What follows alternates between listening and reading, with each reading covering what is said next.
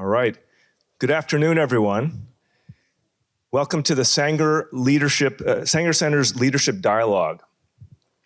The speaker series, which was launched earlier this year, is a great example of the Ross School's commitment to thought in action. It pairs distinguished business leaders with Ross faculty to talk about the latest ideas in organizational research and practice.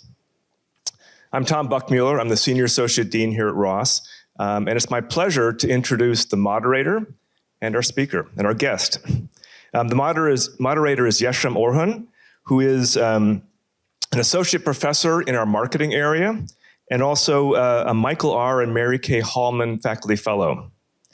Yesim is a distinguished interdisciplinary scholar whose work spans information economics, behavioral economics, and applied empirical industrial organization. Her most recent work examines the role of information in social inequities.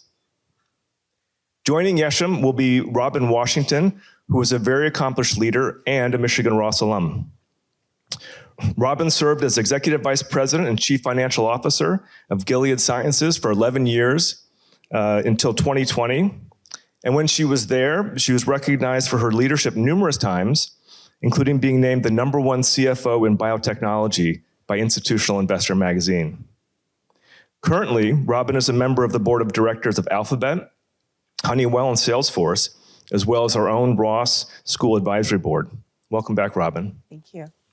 And I also want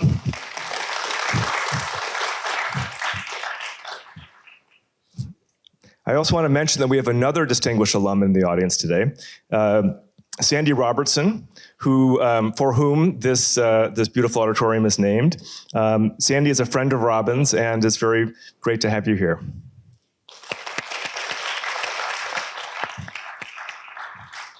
So please give a round of applause again, and a warm welcome to Yesim and Robin. Thank you, Tom. Thank you, Tom, and welcome, Robin. Thank you, It's so Yesim. good to have you here. I'm super excited because I know you are here very often. You visit us often as an alum, as an advisory board member, but Sometimes. this is special because we have a broad community here of scholars, students, faculty, staff, leaders. Alum. Sandy's great great. alums. That's right. I have one of my sponsors and mentors here. We serve on Salesforce board together, and Sandy's just amazing. So you guys, in addition to bringing this great auditorium to Michigan, so. That's right. So thank you again for making this time super exciting. Absolutely. And sharing your perspectives with us. And I know when we talked, there were so many stories I wanted to bring to this audience that now I just want to get us started with a question that's going to take us back to undergrad. Yeah. You told me you were an English major hoping to be a lawyer. We know, of course, the irony is not lost on us that you were a CFO in life sciences and tech. Yeah, the two subjects, math and science, that just You weren't said my you thing in high hated it. school. Yeah, just, it was hard. What changed your mind? I'll start with the moral of the story is listen to your parents, right? It actually really was my dad saying, you can be a lawyer, but you should do your undergrad in business school. At the time, you had to apply to Ross your junior year. So I started in LS&A and took Latin in high school. I had a chance in a civics day in high school to be a judge for a day. So my goal was lawyer and maybe Supreme Court justice someday. But starting in English, again, listened to my dad, took accounting courses, and first midterm, not good. Tell us. And what not does good. that mean? Yeah, that was one of my first C's in college. And, so I was like, I'm not actually sure if this is my subject or my topic. I've always, again, those weren't my favorite subjects, just abstract math, but I stuck with it. And really just kind of pushed through. I think it was such an interesting time being a sophomore, and it was probably the year where I really just developed just being an intentional learner and figuring out how I best learned and learning how to push through and figure out how to go from a C to an A over time in that major. And it was just intriguing because it wasn't necessarily intuitive to me, but it was challenging. And, coming into the business school, always with the intent of eventually I was going to go to law school, it was game changing for me. I had so many wonderful colleagues that I met. We did a lot of projects together. And at the time, we took a lot of classes with the MBAs. So, it was an interesting challenge, but a really important first step in learning how to go deep and really engage. And, I always say get comfortable being uncomfortable. It was very uncomfortable. And on the other side of that, I was just so enlightened. And, the interesting thing about finance is you are still telling stories with numbers. And as a CFO, I think my storytelling capabilities, having been in creative writing, helped a lot because, and it's the thing about being multidisciplined in your approach. Even though I wasn't necessarily doing creative writing, I was learning how to tell stories with numbers and pitches and everything else. So, I morphed into an accounting major. Made it through CPA. Before I take you from CPA to tech, because that's another jump, I want to double click on a couple things I heard. Yes. One, you said, I learned how to learn. Yes. And I'd like you to speak more to that. And I also learned get comfortable with being uncomfortable. Yes. We talk about growth mindset at Ross. And so can you tell us what you learned about learning? I think when you're in that moment and you have high expectations of yourself, and it doesn't necessarily morph into the grade you see on the paper, you kind of just have to decide, do I have it in me? And, I had parents that were very much about self-empowerment. My parents told me early on, you can do anything you want to do if you're willing to work hard enough for it. So I think for me, the challenge of not necessarily being comfortable, but figuring out how to push through was really instrumental. If I think about, there are many moments, but something in my career, learning how to do well in those courses really set me up for any new assignment or role and responsibility I took on in the corporate world. And I have a 20 and 23-year-old now, I tell them it's like, go deep, figure it out and just push through. And I think the accomplishment that you feel on the other side of that, it's a pretty amazing feeling. And not only do you feel accomplished, I think you've increased your capacity to learn. So I think it is important to figure out how do you teach yourself new things. And, for all of the students in the room, you never stop learning. I mean, Sandy and I, so we're always reading. Sandy's sending me articles. I mean, to be a board director, there are so many things that you need to stay on top of. So if you can learn that skill of how you learn, here in college, you're really set up for success. That's great. I have a few notes I want to come back to, Yes. but for now, I am dying for you to share how you went from accounting, being an auditor, to tech and Silicon Valley.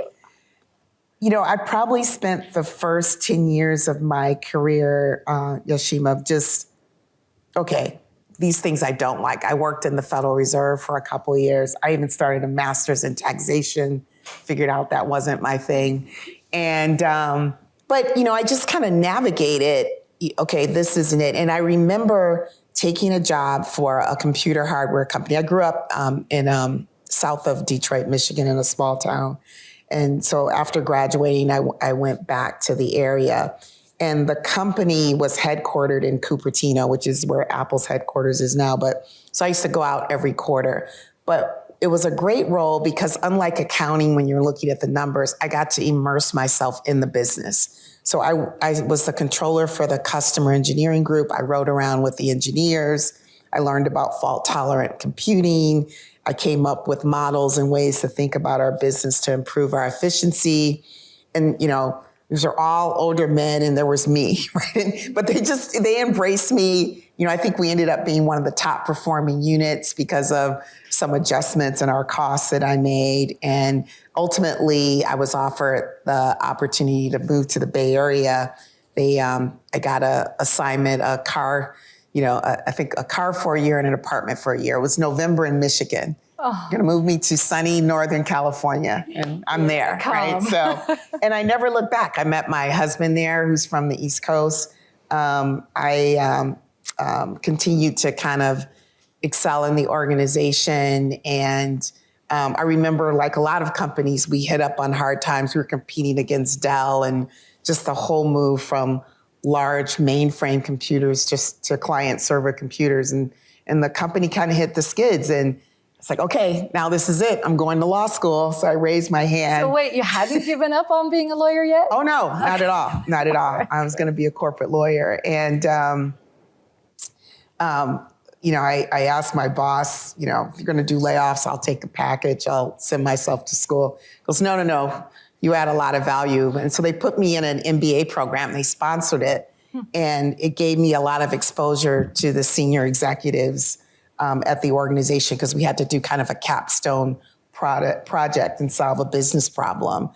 And so I worked through that and just continued to grow. We had a rotation program, and they moved us around into different roles every 18 months, which was amazing, because I worked in the engineering division, I worked at corporate, I worked in sales, but I got a chance to really experience a lot of different operational finance roles. And that was when I really got my first exposure to what CFOs, we had divisional CFOs and the overall CFO, and I got a chance to work with all of them and really started to enjoy what I did and realized maybe I'm not going to law school. So I hear the theme of continual learning, continuous learning, just growing and just being curious, from implementing systems to, we had to deal with a huge Latin America currency issue and deflation in Brazil.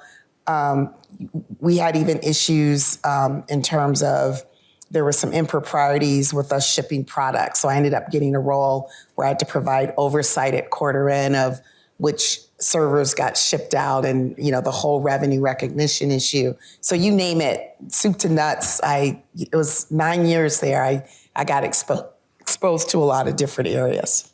That's just amazing. I have a couple of questions on taking challenges, but I want to delay that because I want to finish this arc and put you in Amsterdam. Ah, yes. How do we put you in? What drew you? What is that path? I'm kind of trying to grasp those things that draw you to these positions. Yeah, great question. At about 9 years in, I talked about the company was changing, and I had my second sabbatical, and, had been married. We were married about 6 months, and we both had finished getting our MBAs while we were working. And one of the things we had on our, wish list was to live abroad. And I'm interviewing for this role at PeopleSoft, and it was a corporate finance role. And I'm interviewing with the CFO, and he starts to tell me about they were starting up European operations. And so midway through the interview, I said, look, I'm really interested in the company, but I really love the overseas job. And, the lesson there was just speaking up and asking, right? And, I shifted lightly, and that would intrigue me a lot more to join your company to get the opportunity. So what was it about that position? I think it was, for me, I've always enjoyed learning about different cultures and ways of working. And I think there's one thing to travel. It's another to actually live an entirely different culture. I mean, we lived in the city of Amsterdam in a 400-year-old home and traveled. But also, I think if you're going to be a global leader, the idea of living and working around Europeans, the role ultimately became everything but the U.S. So I started up our operations in South Africa. I worked in Asia. At the time, we weren't really in China, but Singapore, Hong Kong, Australia, Brazil. So just being immersed in the different cultures, bringing people together, dealing with very dynamic issues. Even being a Black woman in Europe, Robin is a male's name. So I'd walk into meetings and people would never expect to see me. And, just dealing with different languages, it was just really intriguing back to really being uncomfortable, but just also really growing during that experience. And I think coming back to the US, I just had a much better appreciation of what it's like to be on the other side of the world, other side of the Atlantic or the Pacific, and work with a US company. So I think I gained a lot of understanding about empathy, just about culture, about nuanced differences, which become really important when you're a leader in a global organization. That's great. I actually hear when you talk about these experiences, a lot of resonance with this idea of I'm going to put myself out there and I'm going to experience something that feels uncomfortable and let's see where it goes. Yeah. And that journey we call leadership journey and experimentation at Ross. And so I actually want to take a minute and complain. Okay. So when I talk to leaders about experimentation, they all nod their heads and they want to do it. But actually experimentation does involve failure, or getting answers you're not looking to get, or undesired answers. Seems like you have a way of embracing that. So what is the source of that resilience? It's a great point. I think, I grew up in the Midwest. I remember moving and, a lot of careers here, you're there for a very long time. And moving to Silicon Valley was actually so freeing in a way. Everyone fails. I mean, you fail, fast fail, you get up. I mean, I think about my company later in my career, our first drug before I got there was a disastrous failure. And we learn from that. But if you look at some of the greatest entrepreneurs that, in the technology world or in a lot of different areas, they fail. And at some point, I think the way you grow and develop, your ability to use those twists and turns. I used to have a word, I used postmortem. It's like, okay, we failed. How do we do it better next time? And to know that that's okay. I think also, while I think it's important to be bold and prescriptive in what you want to do, I also think you have to be willing to just ride the twists and turns. And the same way when you're uncomfortable, I think when you fail, you learn more. You learn how to get it right the next time, or you're just more, at least I am, I think you're more introspective as to, okay, this is what we did wrong. How do we do it better? So it was growth. And I think what I loved about the environment in Silicon Valley was just the immersiveness of being open. I mean, creating things that never existed before. And I think to create those type of cultures, you have to create environments where it's okay to fail. It's okay to push yourself outside of your comfort zone, right? So I have a little block, imagine what you could do if you knew you wouldn't fail. And I think if you really think about life that way, you could fail. But what if you don't, right? And I think it's so much richer to have that experience and be open to the possibilities of, playing it safe all the time, not taking risks. That's not necessarily going to probably get you that big, bold, audacious goal that you've got to achieve, whether it's being a corporate leader or an entrepreneur. Or a Supreme Court judge. Or a Supreme Court judge. So when you're experimenting and you're learning and pivoting, there's a lot of resilience. There's a lot of embracing challenges. And that's what you said. That's how your parents raised you. Yeah. I resonate so much with that because I also feel there's no challenge big enough I can't take if I really want to and work hard at it. Yes. But something that I found hard, and I'll ask you how you dealt with this, is knowing when to stop pushing and pivot. When do you know when the climate has changed or the situation has changed where it's not a fertile ground for you anymore and you should pivot? It's a great question. And I don't think you always know right away. I think as you grow in your career and just become more self-aware, I'm very conscious now of environments where I feel I will thrive, where I feel I can be heard and seen. I'll ask the questions that give me a sense of that. And with all that, it still goes down to my instinct and gut, which is very individual in terms of how I make decisions. But I think as you continue to grow, one of the things that I think is important to do is to ask yourself, how do you know when things aren't necessarily working the way you think they are? I always tell people mentor or sponsor, are you running to something or are you running from something? And I think that's really important because no matter what you do, you're going to hit hard times. Right. You're going to have a boss that you don't like. You're going to have a situation where you don't do as well. You may not get that promotion that you thought you deserved. And I find if you can be introspective about, okay, not only what didn't go right in the environment, but what could I do better? And just balance those two. I think it's really important in terms of how you make those decisions. And I will also say there are some environments that aren't for everyone. And I think as you get, again, as you're just introspective, we'll talk a little bit about it later, but I can tell when I have true sponsorship or support from the people around me. And I can tell when I don't as well. And I think those type of occurrences make you more resilient to know, do I have the sponsorship and support and mentorship to be successful in this culture or this environment? Thanks for that. And now that we're talking about the environment, I want to pivot. And from personal leadership, I want to really pivot and think about organizations and impact and leadership at a higher level. Yep. And before we get tactical, I think I want to start with a strategic question. You are known for your advocacy of a variety of stakeholders, consumers, communities, shareholders. I'm maybe as a CFO, people think just shareholders, but I am thinking, for example, at Gilead, of the communities you served, Black communities you served who were especially affected by HIV. I'm thinking about the diverse team that you built at Gilead that you're so proud of, intentionally built so. Yep. So thinking about those impact, I'm going to call that influence and impact.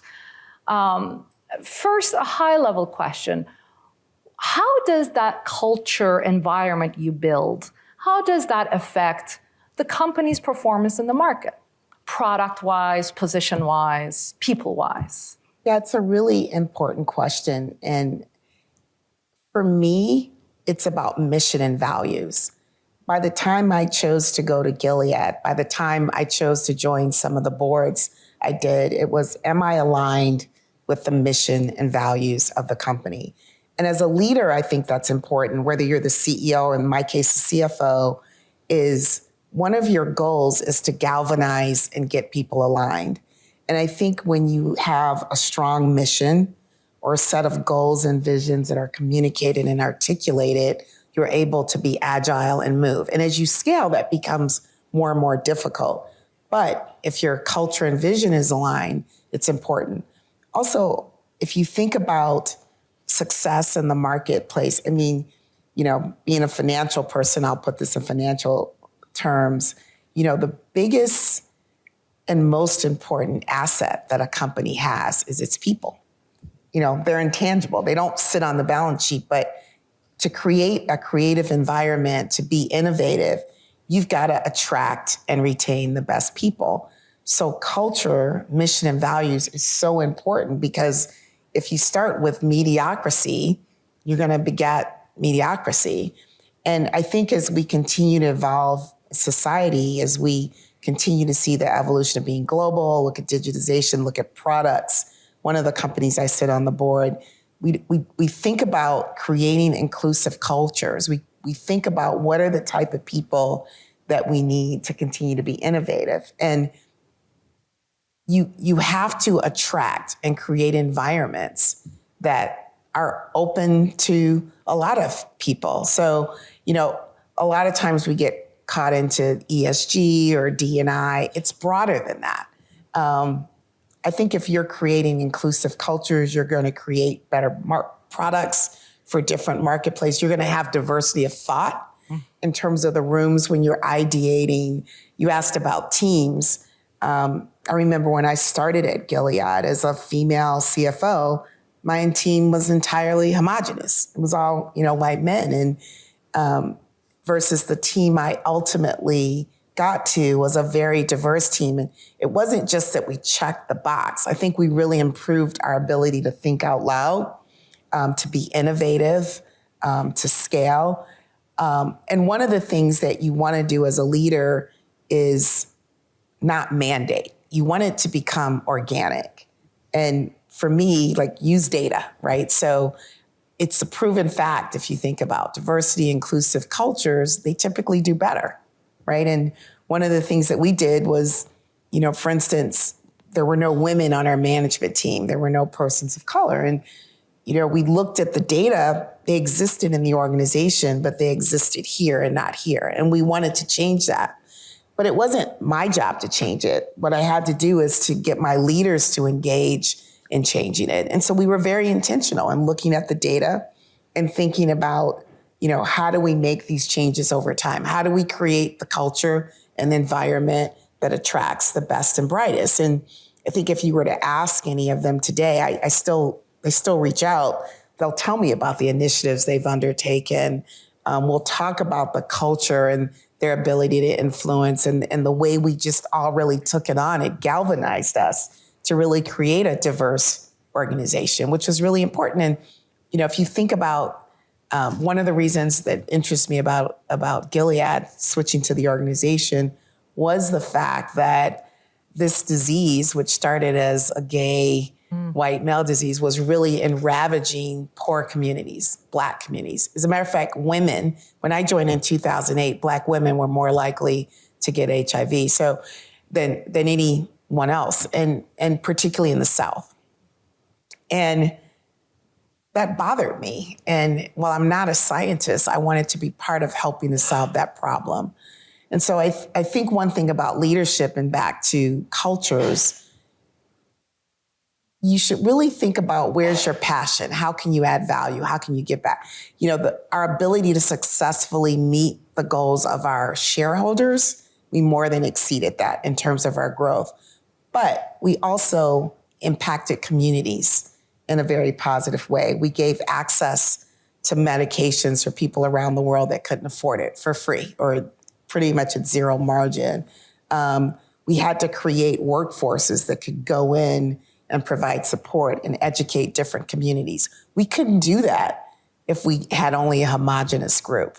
And so being a part of that as a leader, irrespective of the function you're part of, it really is about creating cultures and having alignment and mission around what you're trying to achieve. Yeah, I can see you're a living embodiment of that mission, and it goes through the entire organization to the products and back. Absolutely.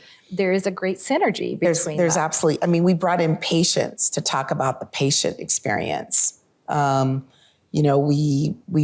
would go out and spend time with doctors to talk about how they educated the community in ways that we could support it. So you can do good, and do well, right? I think both of them come together. And if you can find that alignment, your impact on society can be very positive. At Salesforce, we talk about stakeholder capitalism. And to your point, shareholders, absolutely, but employees, customers, the environment, the communities in which you serve. And I think more and more companies that undertake a stakeholder capitalism viewpoint, they're going to be successful and they're going to do well. But to do that, you need leaders that drive change and impact. Absolutely. And you tucked something in there. I want to kind of see if we can unpack a little bit. Okay. You relied on data to make a change you saw as necessary. You didn't go top down, single-handed, let's hire more diverse candidates. That was influence. That was a tactical influence move. Absolutely. How do people who want to make, it's a leader's dream, right? To make long-lasting impact. How do you make that? How do you wield that influence? Give us a little more on that. Yeah, I think it really is. It's back to alignment and vision. Good leaders put a goal that's even, I do this, not I. You come up with a goal that if we get 75% there, we're going to more than be successful. Provide the support, but influence is important. It's not mandating, it's showing the value. And I think what we did was, we just tried to create the environments that allowed us to really embody that value system in how we hired people. And over time, we could see the difference in terms of our team, who we attract. One of my goals as a CFO was to see the next generation of CFOs. So when I would tell people that, they would say, so it's okay if I leave? Yeah. And it's not that I want you to leave, but if you're successful, you're going to seed a culture out there that's going to make me attract the next generation of leaders. I mean, there can only be one CFO, but if I'm creating an environment where we're creating career opportunities for people to develop those skills, that's what we're going to become known for. So my view is it wasn't only, it's doing the right thing, but it was doing it in a way that really created the right environment that allowed us to recruit and retain the best and brightest employees. That made my job easier. So I'm being intentional, but I'm also doing it in a way that I not only grow, but I can grow the organization.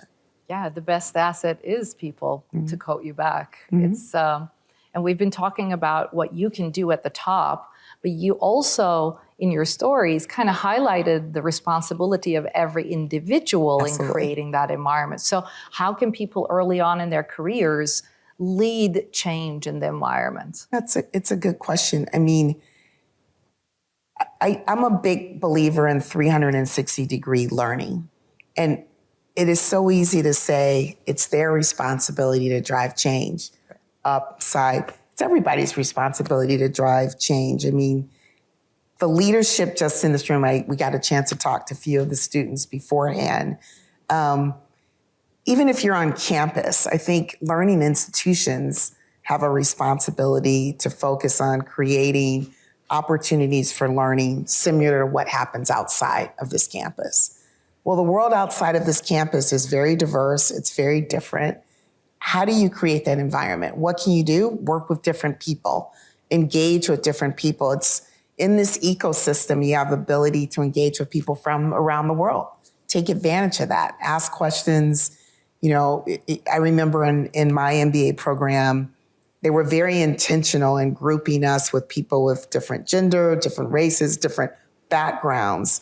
And the power of collaborating with people from entirely different backgrounds and engaging in dialogue, the answers that we came were so much better than what we did on our own. So it was one of those test cases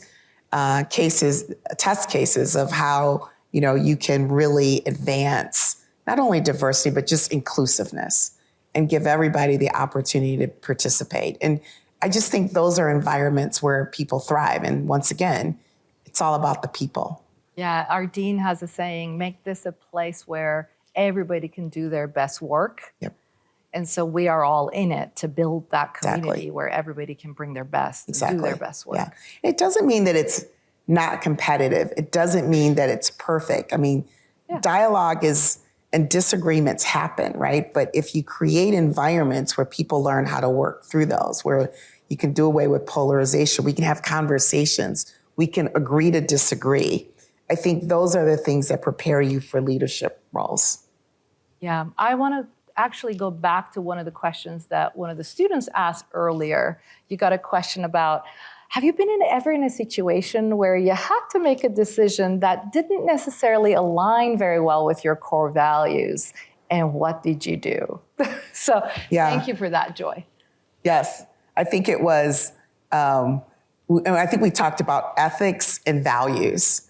And your line that you never should cross is illegal, right?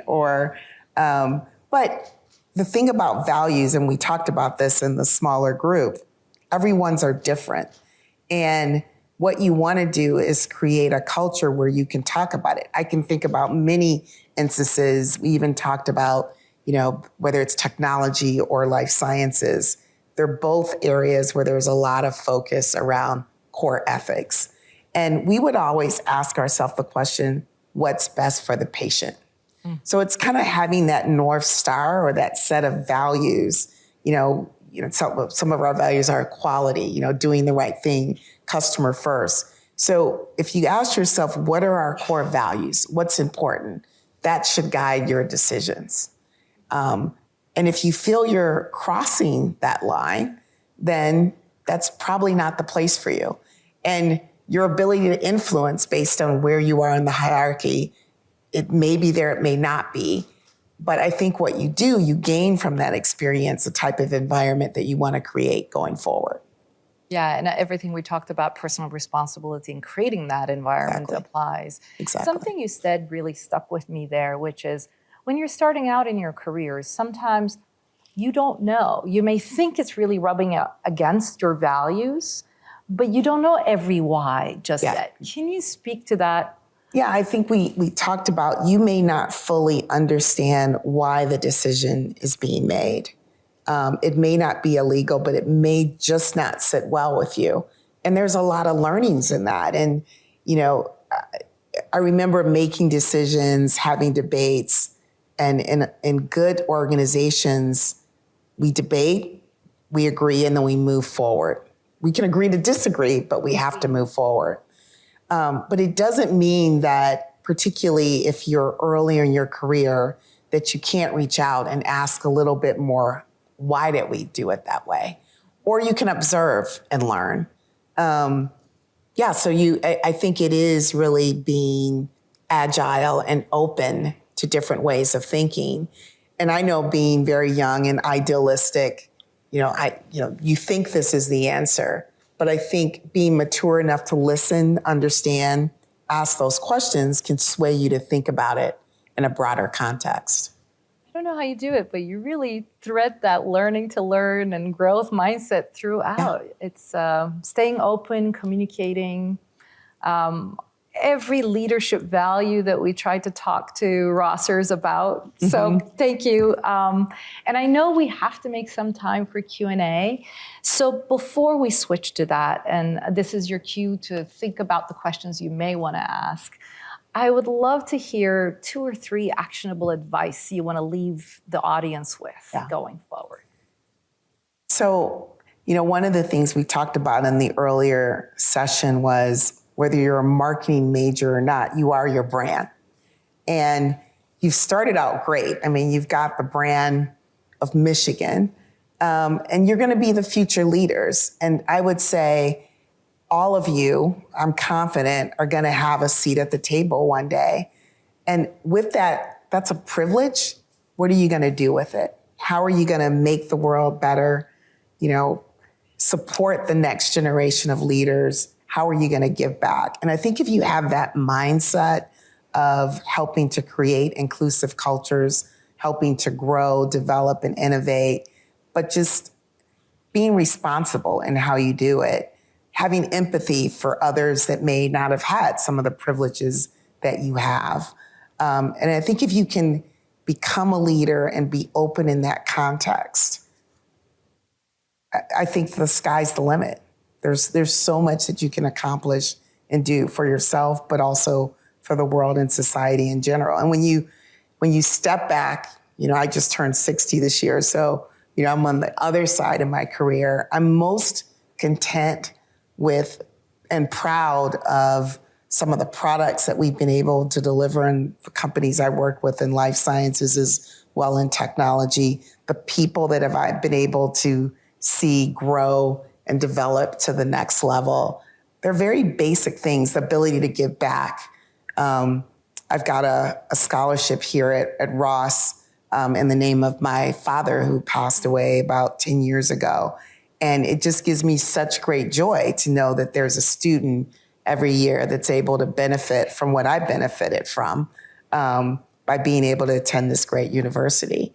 So that's important to me. So I think really leverage your abilities for good, for the broader society. And I think if you come at it with that mindset, as well as just being open, take risk, have fun, know that the journey is not exactly going to work out how I never became a Supreme Court justice, but it's time. Okay. There's time, yes. But enjoy life. Yeah. Thank you so much. Yeah. Let's give her a round of applause. You have given us a lot to think about. And I'm going to be quiet. I'm going to ask my Sanger Leadership Center colleagues to moderate the questions while I chew on those words of wisdom. Great. Thank you for the great questions. Hi, Robin. I'm back here. There you are. I am representing some of the people who are joining this event via Zoom today, and I have a question from one of those participants. What qualities should I look for in a mentor or sponsor? How do I go about finding one? A great question. I think early on when you're thinking about a mentor, it's someone that you look up to, or it's someone that has achieved or is achieving something that interests you. It should be someone that's relatable. And I'd encourage you to pick someone that's very different than you are. Back to that being open. You know, there are mentors in all types of, you know, forms and fashion. And we talked about 360-degree learning. One of the ways I think about, even today, the people that I reach out to, I call them my personal board of directors. And they're, you know, I have a friend from 6th grade. You know, there's my husband. There are people that I've worked with in different capacities. There are people I've just engaged with in different ways. Sponsorship, I think, is a bit different. Sponsorship, particularly if you're in a corporate environment, could be someone that you don't even know. It's someone that may have seen you give a presentation or has watched you progress in your career. You may know them, you may not, which is why you always should be putting your best foot forward, because you never know who's paying attention. But they're out there. I would also say that the higher up you go, it's like a lot of times, I know for me, will you be my mentor? I can't mentor everyone, but I'm happy to sponsor, I'm happy to support. So just be conscious of people's time, and also ask. I also think it's one of the things people forget about. It's a reciprocal relationship. And it doesn't mean necessarily that person, that you can do anything for them that day, but learn how to reach out, engage. You know, remember, you'd see your mentors achieve an award or do something. Say congratulations, support their cause. You know, get involved in something that they do, but make it reciprocal, because you're building relationships. And I wouldn't say there's one. Back to that board of directors, it could be one of many that you call on for different things. Thank you. Sure. Should we open it up to the questions from the audience here? You can raise your hands and our moderators will help.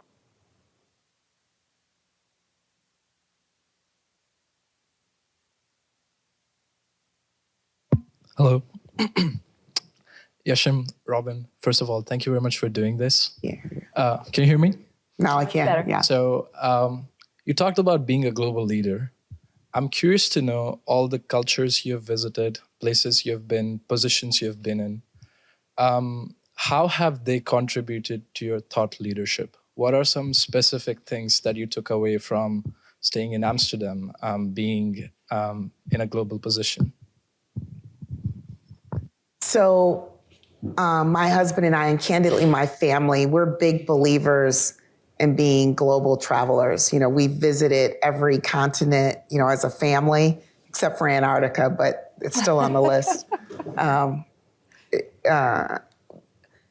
I would say tremendously it helped me, because I think, you know, it's one thing when you travel, but when you immerse yourself in a different culture, you really get a sense of the history, the values, you listen to the stories.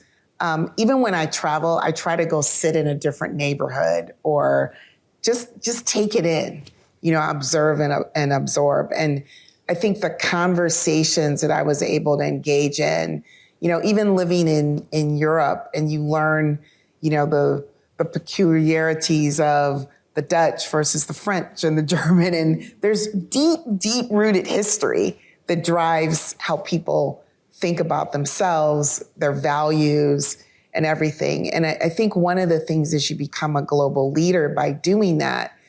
You have a different set of empathies or understanding. For instance, let me just take a real simple example. I was an expat living in Europe, which is 8 hours ahead. So all of a sudden at 5 o'clock, after I've worked a full day, everyone in California is, calling me to do this, this, and that until 8 or 9 o'clock. And so when I became a global leader, it was a simple thing. It's let's rotate the time and be conscious of the fact that we live in a global time zone, right? And I think just people's awareness that I was thinking of that I didn't always expect this group to get on the call at 11 o'clock at night or 6 o'clock, but just being respectful of, one of the great things about this virtual world that's talked about a lot is we've seen a lot of increases in participation from leaders that aren't at headquarters, because there's been, kind of this flattening of everyone feeling included, right? Now, there's negative sides to, the virtual world as well, but that was a positive. And so I think, again, when you start to understand, when you break down the barriers, when you're curious and you can ask questions and you learn what drives people, it helps you be a better manager. It helps you hone into the values. We talked about that alignment. Well, people are people, right? And the more, if you're trying to create alignment or a sense of direction, the more you can be inclusive in how you define and develop that, the more you're going to be able to get traction. And it's tough to be a global leader, but you've got to get out there. You've got to spend time on people's, local areas. They need to see you. They need to know that they matter. And so I found huge benefits personally and professionally from living outside the US. I'd love to do it again. I almost moved to Hong Kong. It's one thing I do regret that I never did, but is spend more time in Asia. But I just think it's a really important mindset to have, is to think about how small the world is. And, we used to call it the 80-20 rule. That's the other thing. You'll always hear, well, culturally, this is different. And what you really also find out is 80% of the time we're aligned. There are nuances, but, I've spent time with people around the world, and there is tremendous alignment, even though you have to manage those nuances. I think finding that balance and being relatable to different people is really important. There are 2 questions in the back.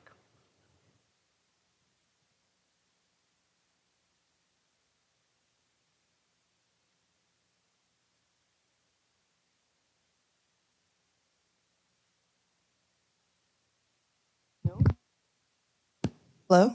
Yes. Okay, great. Hi, Robin. Thank you. This has been fantastic. It's been great hearing about your whole journey to kind of becoming the person that you are today. I think that when we think about leadership, there's obviously a lot of opportunities that you were able to take advantage of to get to where you are. And I guess my question is more about, can you talk a little bit about sacrifices that you maybe had to make to get there, and how you reconcile making those sacrifices with becoming the person, the leader, and the woman that you are today? I think specifically for a lot of women that are in business, thinking about kind of how multidimensional our existences can be. Yeah. That's just something I'm super curious about, and wondering if you can kind of share some insight about that experience. It's a really great question. And I think it's equally a tough balance for men as well. I'll tell you some fundamental beliefs I have is pick a great partner. And I'm really serious about that. It's one of the biggest decisions that you'll make. And it doesn't mean you're always going to be aligned, but if you have a partner where you can prioritize what's important for your family, what your dreams are, and have alignment, maybe 70% of the time, it makes life a lot easier. And, I'm not necessarily a big believer in work-life balance. There are times when I have to be 100% focused on work, and I had small children, and there were other times where family came first. And I think it's setting those boundaries. What are those non-negotiables? For me, it was, I never miss a parent-teacher conference. I didn't necessarily make every sporting event, and when I was at home, it was be engaged. Also, outsource. We're not superhumans, right? And what can you outsource to get things done? Which is you grow in your career, you're able to do. But I think the same way you have to set your boundaries and decide what your priorities are, I definitely had mother's guilt. You always wondered. I remember particularly my daughter, I'd go out of town and she'd cry, and now they're okay. They talk about my niece is here, and she was staying with us, and I overheard her tell her, we have gender neutral chores in our house, right? So everybody had to pick up and do whatever they needed to do to get things done. And that was something that, my life partner, my husband of 27 years, and I had to work out. We both had to do different things. I think your life has to be holistically intertwined with your work and your personal. And it's another reason why finding a company or a career that's aligned with your values is really important, because you spend a lot of time doing it. And if you're doing something you're miserable at doing, it makes it even tougher.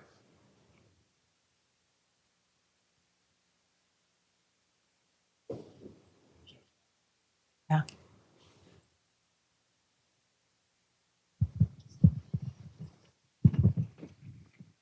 Hi, thank you.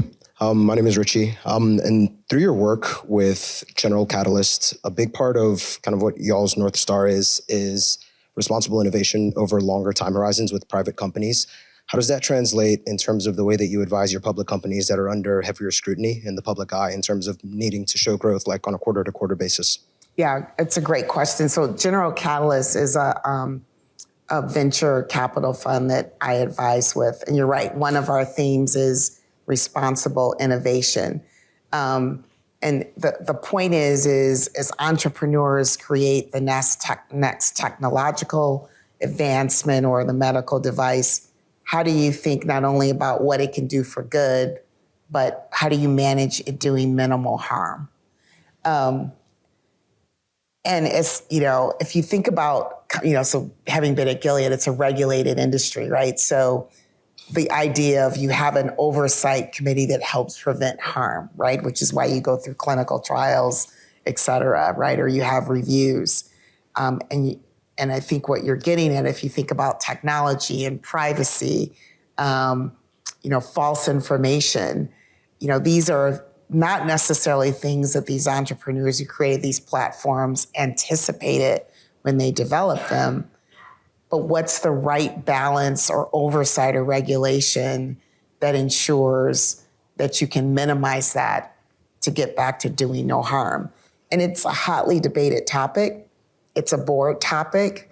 At Salesforce, we have a board committee that talks about privacy and usage of our products. We talked about stakeholders. I mean, I would say there and, at Alphabet, we've had employees, upset about use of our products with, certain groups or disinterest. And it is something that you have to balance. And I think the important thing that we talked about is mission and values, right? And you still won't always get it right.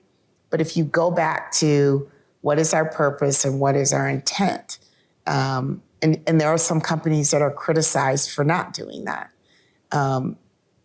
And I would say that's why it is important to really live out your missions and values. And you don't need to wait for regulation, but think about what you can do proactively to prevent that. And that doesn't mean that bad things aren't going to happen. But when they do happen, how do you work, even though it's reactively, at solving them or ensuring that going forward, that those issues don't get created? But it's a dilemma for society, right? Thanks so much for all the questions. I know our time is limited, so to watch time and make sure we close on time, I want to invite Sam Bakare-Corodo to make some closing remarks.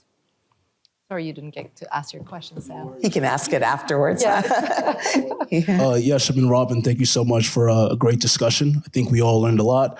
I do want to thank the audience for being here today. It's great to see so many great faces. My name is Sam Bakare-Corodo. I'm a second-year MBA here at the Ross School of Business and a part of the planning committee with the Senior Leadership Center that put this event together. Before I let everyone go to the reception, I did want to speak a little bit about Sanger itself. So I'll read off the notes I have today. Let me just find my page. Here we go. The Sanger Leadership Center serves as a central hub and provider for leadership development at the Raw School. We provide 10,000 student learning interactions per year. We take pride in offering evidence-based, action-based experiences. We envision a center where knowledge from faculty, staff, alumni, organizations, and students intermingles and helps make all of us better leaders. Now, there are a few ways in which you can engage with us on the screen. For students, you can join us at Sanger's upcoming events, which notably includes the Leadership Crisis Challenge in January. And for alumni and community members, follow us on social media. And if you'd like to further volunteer your time and expertise to our leadership community, get in touch. I think that's the end of my slideshow. Thank you again for our speakers and the audience for your engagement today. Please join us outside in the Stewart lobby for the reception. Have a good night and go blue. Go blue. Thank you.